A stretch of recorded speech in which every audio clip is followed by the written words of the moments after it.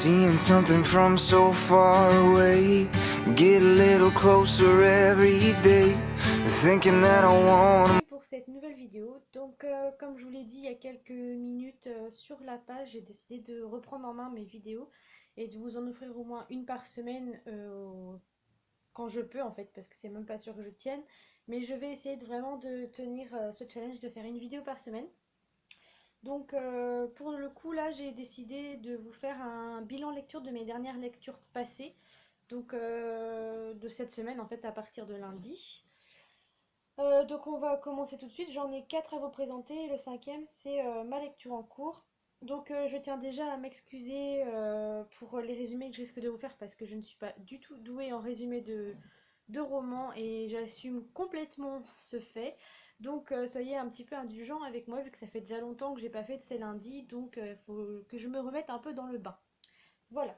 Alors, le premier livre, il s'agissait de Elvira Time, intégrale 1, Deep Time de Mathieu Guibé et Elodie Mars, aux éditions du Chat Noir. Alors en fait, ce livre à la base, je m'étais pas forcément arrêtée dessus, et Charlène de Eden des Rêves l'a lu et l'a adoré. Donc du coup, je me suis dit, comme j'ai les mêmes goûts que Charlène, pourquoi ne pas tenter justement ce livre, surtout qu'elle disait qu'il y avait beaucoup d'humour. Donc en fait, dans ce livre, on suit Elvira, donc la fille qui est présentée sur la couverture, qui est une chasseuse de vampires. Et on est à une époque où les vampires ne sont plus une légende et un mythe, mais ils sont bel et bien, ils existent bel et bien dans la vie.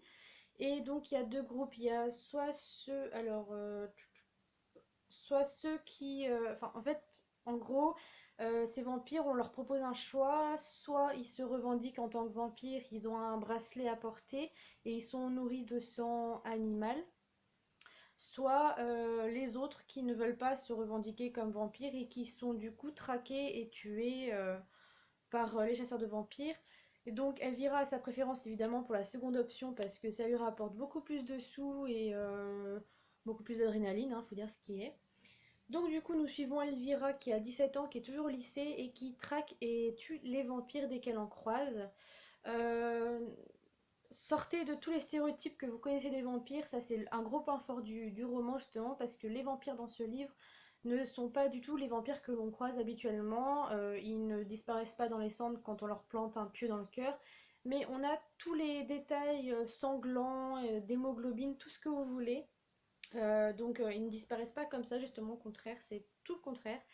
Et avec ce livre, l'auteur aussi a décidé d'y mettre beaucoup d'humour et de tourner ça totalement à la dérision. Et c'est vraiment le gros point fort du roman aussi, parce que, enfin, même si moi, à des moments, j'ai trouvé que l'humour était un petit peu trop vulgaire à des moments, ça reste quand même intéressant. Et donc, elle va se rendre compte assez rapidement que les vampires sont aussi à sa recherche à elle pour l'enlever et pour...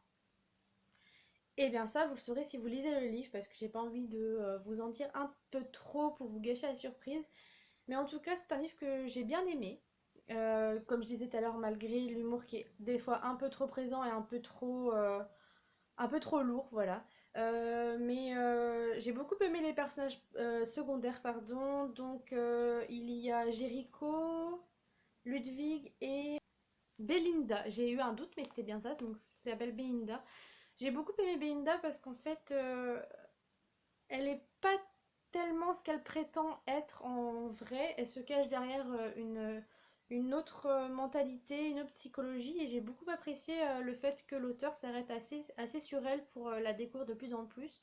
Ludwig, c'est le petit geek du groupe qui est doué en tout, qui nous perdons toutes ces informations et ces descriptions qui sont du coup ça devient assez drôle parce que du coup on est un peu perdu avec tous ces mots scientifiques qui nous sortent quasiment à chaque phrase qu'il dit.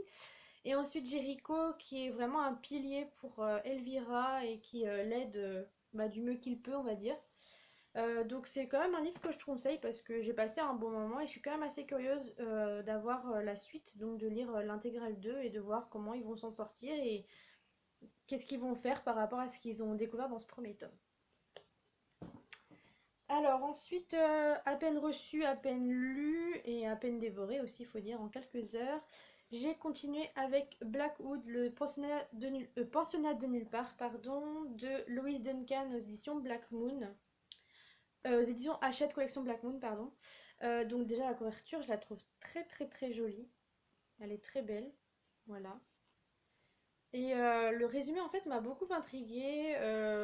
En fait c'est une jeune fille, donc Kit, qui arrive dans un pensionnat de filles à l'autre bout du monde, dans un coin paumé. Parce qu'en fait sa mère et son beau-père vont faire une lune de miel en France en Europe pardon, pendant le premier trimestre de l'année. Donc premier semestre de l'année donc scolaire, donc de septembre à décembre.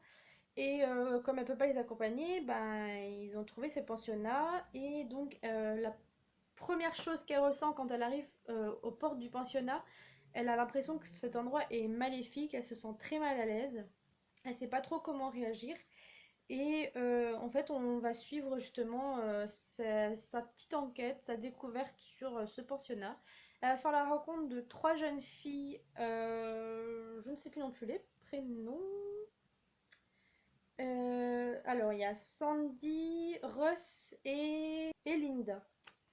Sandy, Russ et Linda. Donc, Sandy, c'est la première fille qu'elle va rencontrer. Elle va lier quelque chose avec elle. J'allais dire, elle va lier un lien, mais elle va lier une amitié avec elle. J'ai beaucoup aimé Sandy parce qu'elle est quand même assez. Enfin, pour le coup, elle est assez effacée, mais ça devient pas gênant au point d'être frustrée de penser avoir plus. Ensuite, vient Russ qui est arrivé au pensionnat avec son amie Linda. Elle est plein de joie, je dirais. Enfin, elle est toujours très positive et j'ai beaucoup apprécié aussi son caractère. Et ensuite, Linda, celle-là, bah, elle est un peu plus effacée, beaucoup plus que Sandy, et du coup, j'ai pas forcément réussi à bien accrocher à elle. Et ensuite, les professeurs, donc au nombre de trois, donc la directrice, le prof de musique et le prof de... Je ne sais plus quelle matière, mais c'est pas grave. De maths, je crois, maths ou physique, quelque chose comme ça. Donc en fait j'ai beaucoup aimé ces lectures comme vous avez pu le constater avec ma chronique et mes retours en direct. Tout simplement parce que l'univers est vraiment bien décrit. C'est très angoissant, très frustrant, on est complètement dedans et on a envie d'en savoir beaucoup plus. Et j'ai trouvé que l'intrigue était très intéressante, que c'était atypique et que la révélation, l'idée de base était vraiment originale. Et franchement, je pensais pas aimer autant, mais je vous le conseille vraiment parce que déjà il se lit très très vite. J'ai dû le lire peut-être en 3 4 heures, un truc comme ça, parce il est court, enfin il n'y a pas. Il n'y a même pas 300 pages, il se lit tout seul, en plus c'est écrit assez espacé. Donc franchement c'est un très bon livre que je vous conseille parce que j'ai passé un très très bon moment et je pensais pas aimer autant ce livre. Donc franchement si vous ne savez pas quoi lire et que vous voulez lire quelque chose d'un petit peu angoissant qui fout des frissons, et ben surtout n'hésitez pas, lisez celui-là pardon, parce que j'ai trouvé très très original. J'ai poursuivi ensuite avec la suite d'une saga. J'avais lu le premier tome, je ne sais plus quand, début d'année. Oui, c'est ça, début d'année, je crois. Donc, il s'agit des Gardiens de Lumière, le tome 2, L'appel de Deborah Jimarazu aux éditions Kitsunigari. Je l'ai acheté lors des Imaginales donc de cette année. Et franchement, c'est vrai que le tome 1, j'avais aimé, mais sans plus, parce que je trouvais qu'il y avait des manquements au niveau du personnage principal. Donc, Oh là là, non mais c'est pas possible. Au niveau de Lana, donc de son vrai nom, Alana. Euh, et franchement, ce tome 2 je l'ai juste dévoré. Et, il était juste génial. Franchement, j'ai passé un très très bon moment. On sent la plume de l'auteur qui évolue, on sent que l'auteur prend confiance en elle. Et les descriptions des lieux, des personnages, des sentiments est très bien amené. Franchement, j'ai tout adoré. Donc en fait, si vous n'avez pas lu le tome 1, surtout n'hésitez pas à passer à la prochaine lecture parce que je risque de spoiler un petit peu si vous voulez pas être déçu de savoir ce qui se passe. Voilà. C'était juste pour vous prévenir. Donc maintenant, passons à la vie. Alors en fait, là, on suit donc Lana. Son oncle a été enlevé par son ennemi et elle cherche à tout prix à le récupérer, à le sauver. Il faut savoir qu'en fait, Lana, dans le premier tome, ne savait pas qu'elle avait des pouvoirs surnaturels. Elle était une adolescente comme les autres. Elle allait au lycée, elle avait sa mère avec elle. Euh, et du jour au lendemain, sa vie a basculé. Elle a découvert que sa mère lui montait depuis 16 ans, donc depuis sa naissance, qu'elle avait des pouvoirs et qu'elle était en quelque sorte l'élu d'une prophétie. Donc dans ce tome 2 là, on retrouve Lana qui a beaucoup plus grandi mentalement et psychologiquement, même si parfois, même presque tout le temps on va dire, elle prend des décisions, elle fonce dans le tas sans réfléchir, mais le fait de ne pas réfléchir des fois ça peut être bon signe parce que des fois ça peut arriver que ça réussisse et qu'il n'y ait pas tellement de dégâts derrière, mais j'ai trouvé que l'action, le suspense, l'angoisse, ils étaient très bien présents et que l'auteur avait très bien su remonter le niveau de sa saga. Et franchement, j'ai qu'une hâte, c'est de lire la suite. Donc le dernier tome qui sort je ne sais pas quand, parce que je crois qu'elle l'a pas terminé. Mais c'est vrai que je suis super curieuse de lire la suite et la fin pour savoir comment ils vont s'en sortir.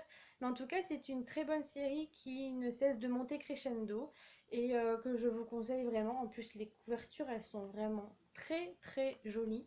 Franchement, j'adore les couleurs. La première, elle était orange, orange-rouge. Donc voilà le premier, qui était très très belle. Et donc voilà, côte à côte, ça rend vraiment très très bien. Ah oui, et une chose aussi, comme je me doutais que l'auteur allait forcément, comment dire, faire des sacrés retournements de situation, j'ai décidé pour ce tome-là de ne m'attacher à aucun nouveau personnage que l'on croisait. Et franchement, j'ai bien fait parce que, j'ai bien fait, quoi, tout simplement. Donc je n'ai pas été déçue et triste du final de ce tome 2. Et elle m'avait dit que la fin risquait d'être frustrante. Et c'est vrai qu'elle est frustrante dans un sens, mais je la trouve très bien comme fin et ça pousse vraiment à lire la suite. Oh, le marque-page est tombé, c'est pas grave. Et ensuite, donc, je termine les livres finis cette semaine. Tout dernier, ma chronique est parue en début d'après-midi. Donc, il s'agit de L'héritage des rois passeurs de Manon Fargeton aux éditions Brajlon. Et là, ça a été ma plus belle découverte de la semaine. Franchement, je pensais pas le lire aussi vite. Il est très prenant, il est génial, l'intrigue est géniale. Je me répète, mais c'est pas grave. C'est original, il y a des. Enfin, bref, on va le faire résumer tout de suite, sinon vous ne saurez pas de quoi je parle. Donc dans ce roman, on suit deux personnages. Donc la première, Enora qui vit en Rive, donc notre terre à nous, mais le nom c'est Rive, qui vit une vie normale avec sa grand-mère, ses parents et son frère jumeau. Et le jour de son anniversaire, et donc de son frère jumeau aussi, elle voit sa famille se faire décimer par des hommes en noir qui débarquent chez eux sans raison. Elle ne les connaît pas, elle ne sait pas ce qui se passe. Et à partir de cet instant, elle veut une seule chose, c'est se venger de ses meurtriers en les tuant à son tour. Sauf qu'ils sont aussi à sa recherche, donc la seule façon pour elle de leur échapper, c'est d'aller en ombre. Elle a une particularité, c'est qu'elle peut justement elle peut justement traverser Rive pour aller en ombre. Donc c'est ce qu'elle va faire, elle va aller s'exiler là-bas en compagnie de deux jeunes hommes. Et nous suivons aussi en parallèle Raven, une princesse exilée qui a dû partir 9 ans plus tôt de son royaume et qui revient donc 9 ans plus tard parce que sa mère est mourante et que c'est elle qui est prédit à aller sur le trône, sauf que malheureusement elle n'est pas très bien acceptée dans son royaume et elle va devoir braver tous les obstacles qui vont arriver devant elle et s'en sortir vivante. Voilà ce que je peux vous en dire. Franchement, c'est un univers qui m'a plu dès le départ. Dès les premières pages, j'étais complètement dedans. J'ai eu du mal à décrocher. Je l'ai terminé en 2 jours. Enfin, non, un jour parce que j'ai commencé le soir. Franchement, c'est un livre que je vous conseille. Je comprends pas pourquoi je ne l'ai pas commencé plus tôt. Je l'ai acheté lors des Imaginales aussi. Mais franchement, c'est un livre juste magnifique, quoi. L'auteur, elle a des idées par-dessus la tête, son intrigue est très bien menée, son univers est très complexe et complet à la fois, on s'y perd pas, les descriptions sont juste comme il faut, il n'y a pas de trop peu, pas de trop, pas de pas assez, enfin juste bien dosé comme il faut. Les personnages, leur psychologie est poussée à fond. Euh, Ce qui permet aussi de s'attacher à eux. Et le point fort, c'est qu'il y a plusieurs points de vue externes, certes, mais des points de vue quand même. Donc on peut suivre à la fois Raven et Nora, mais aussi d'autres personnages que l'on croise au fur et à mesure du récit. J'avoue que mon petit coup de cœur personnage, ça va à Hank, un personnage qu'on suit de temps en temps. Même si j'ai deviné qui il était au bout d'un certain temps, ça ne m'a pas du tout enlevé le plaisir de le découvrir. Bien au contraire, ça a encore plus fait l'aimer. Et franchement, il y a des idées très originales, j'aurais même pas pensé. Et quand elle a annoncé une des idées, j'étais là, waouh, mais elle a l'imagination parce que franchement, c'est pas une idée que j'aurais eue comme ça à venir. Franchement, si vous ne savez pas quoi lire, si vous voulez lire la fantasy, si vous voulez vous lancer dans la fantasy, je pense que ce livre il est très bien. Et c'est très bien écrit, très bien dosé.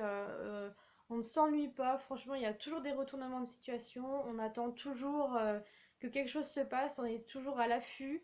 Même nous, on ne peut pas respirer parce qu'on a tellement peur que pour les personnages que on n'a pas le temps de faire de pause. Et c'est un livre qui se lit vraiment très très très rapidement. Donc surtout, n'hésitez pas si jamais vous voulez le lire. Et donc ma lecture en cours, il s'agit du troisième tome de la trilogie de Braise et de Ronce, ou La fille de Braise de Ronce, je sais pas trop. Bref, Le Royaume des larmes. Donc j'en suis à 150 pages. Dans le bon sens, c'est mieux, voilà. Donc j'en suis à 150 pages. La couverture, ah bah, voilà, hein, elle est canon quoi, hein, pour pas changer. Ce livre, il se lit très très très très très vite. Je l'ai commencé ce matin, donc pour vous dire, j'ai lu 150 pages depuis ce matin. C'est vrai que ça fait un petit moment que j'ai lu le tome 1 et le tome 2, donc je me souvenais plus vraiment de ce qui s'était passé.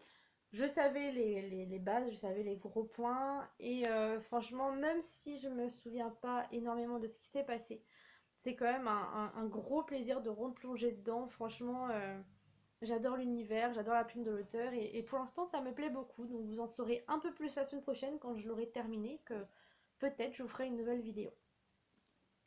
Donc voilà pour cette vidéo. Je pensais pas qu'elle durerait aussi longtemps, mais il y a des passages qui vont être coupés parce que j'ai un peu bugué sur des prénoms, mais c'est pas grave. Donc je vous dis à bientôt pour une nouvelle vidéo, peut-être la semaine prochaine, peut-être avant, je ne sais pas trop. Et je vous fais plein de gros bisous. Et merci encore de me suivre et d'être aussi fidèle. Bye bye. You think it's right until it